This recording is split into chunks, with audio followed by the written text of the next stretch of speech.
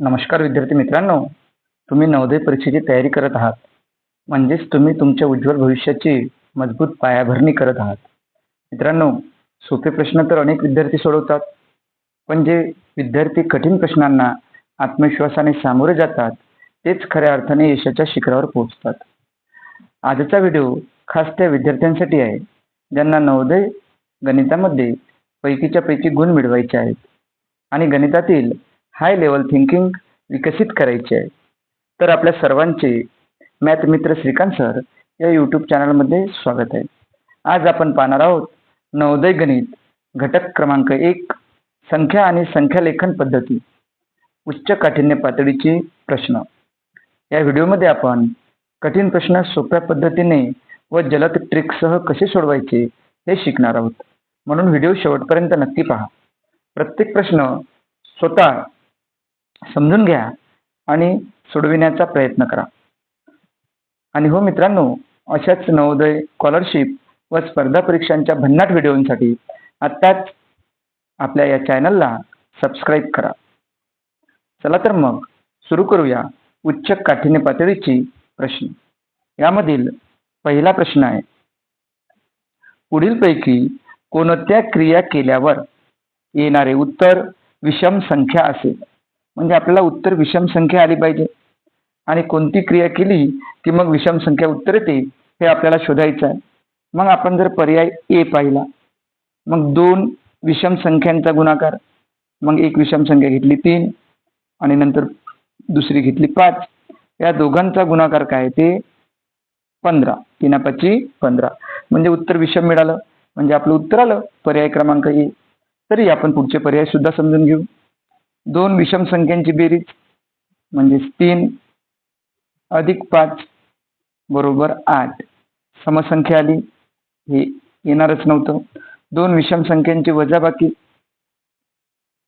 कोणत्याही 2 विषम संख्या छोट्या घ्यायच्या, 3 वजा 1 बरोबर 2, म्हणजे सम आली. आणि एक समसंख्या 2 व एक विषम संख्या 3 यांचा जर गुणाकार केला तर यांचा गुणाकार पण काय ते समसंख्या येते. त्यामुळे हे पण येणार नाही. आपलं उत्तर आलं पर्याय क्रमांक ए. पुढला प्रश्न पहा, प्रश्न क्रमांक 2.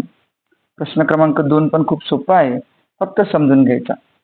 0, 5, 6, 7 हे अंक एकदाच वापरून तयार होणाऱ्या जास्तीत जास्त 3 अंकी समसंख्या आहेत.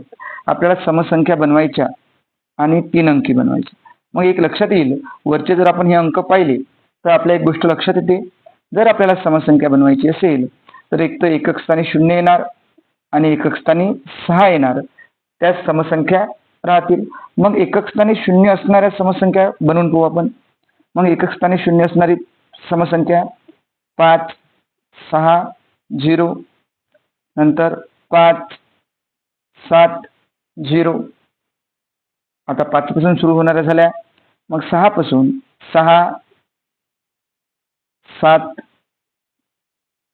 0, 6, 5, 0 आणि आता 7 पासून 7, 6, 0 आणि 7, 5, 0. ह्या झाल्या शून्याने शेवट होणाऱ्या समसंख्या. आणि पुढलं 6 ने शेवट होणाऱ्या समसंख्या पाहू आपण. यामध्ये संख्या तयार होईल 5, 7, 6,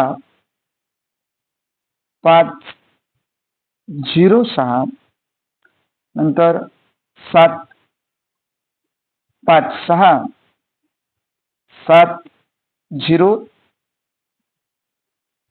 7, 0, 6.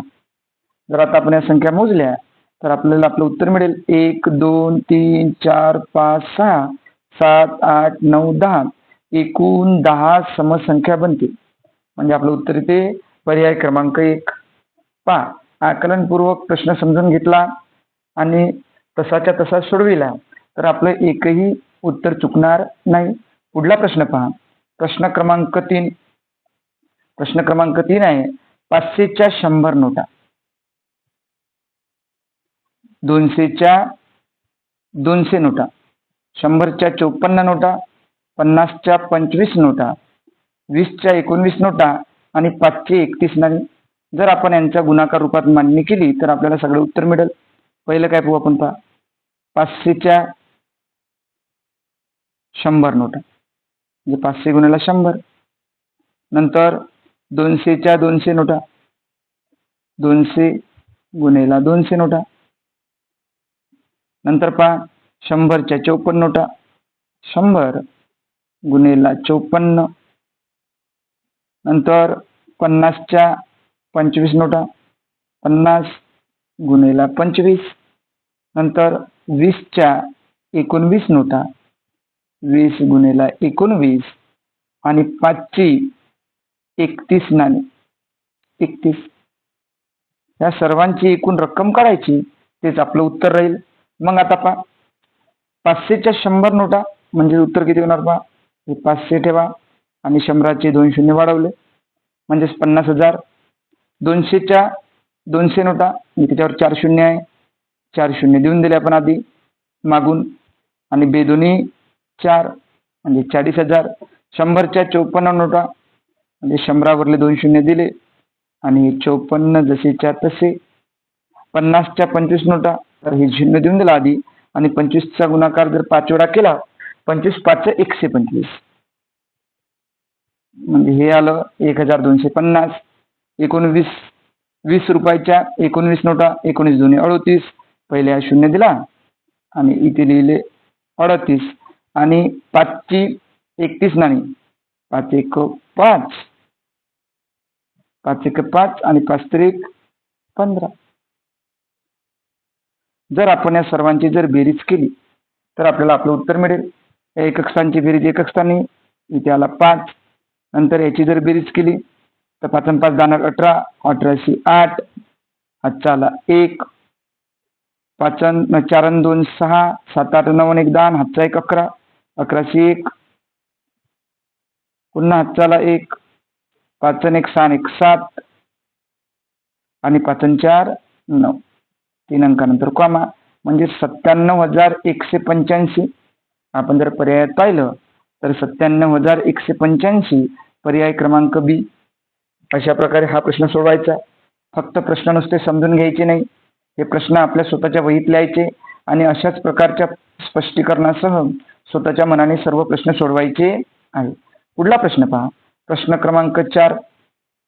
प्रश्न क्रमांक 4 अगदी सोपा प्रश्न आहे. काय, 56,279 या संख्येतील 10,000 स्थानच्या अंकाची स्थानिक किंमत व शतक स्थानच्या अंकाची दर्शनी किंमत यांचा गुणाकार. मग 10,000 स्थानचा अंक कोणता आहे, तो अंक आहे 5. मग 10,000 वर किती शून्य, 4 शून्य, किंवा या 5 नंतर किती अंक आहे इकडे पाहिजे, 4 अंक म्हणजे 4 शून्य द्या, गुणेला शतक स्थानचा अंक कोणता आहे 2 आणि 2ची दर्शनी किंमत 2. मग यांचा जर आपण गुणाकार केला 5 2 म्हणजे 2 पंच 10, यावर 4 शून्य, 2 3 4 म्हणजे आपलं उत्तर काय येईल पहा, आपलं उत्तर येईल 1,00,000 म्हणजेच पर्याय क्रमांक 1. खूप सोपा आहे. उच्च काठिण्य पातळीचे प्रश्न यामधील सर्वात शेवटचा प्रश्न, प्रश्न क्रमांक 5. अगदी सोपा प्रश्न आहे. काय म्हटलं त्यांनी, एका 4 अंकी संख्येत ए बी सी डी हे अनुक्रमे 1000, शतक, दशक व एकक स्थानी असणारे अंक आहेत. त्यांच्या स्थानिक किमतींची बेरीज किती. मग आता अनुक्रमेचा अर्थ काय होतो मुलांना, अनुक्रमे म्हणजे ए पहिल्या नंबरला दिला तर ए 1000, बी 2 तर दुसऱ्या नंबरचा शतक, सी दशक आणि डी एकक, यालाच म्हणतात अनुक्रमे. मग जर आपण सोडवलं, ए काय 1000, 1000 वर किती शून्य असते किंवा 1000 लिहून घेऊ, 3 शून्य, 1000 झाला ए. बी काय झाला शतक, शतक म्हणजे 100, 100 बी अधिक सी दशक, दशक म्हणजे 10, 10 सी व डी एकक, एकक वर एकही शून्य नसतो, डी जसाच्या तसा. हा पर्याय आपण शोधायचा. जर पहिला पर्याय पाहिला तर पहिला येणार नाही. दुसरा पहा, 1000 ए, 100 बी, 10 सी आणि डी म्हणजे आपलं उत्तर काय येणार, आपलं उत्तर येणार पर्याय क्रमांक बी. खूप सोपं आहे. प्रकारे विद्यार्थी मित्रांनो, आज आपण घटक 1 उच्च काठिण्य पातळीचे प्रश्न पाहिलेले आहे.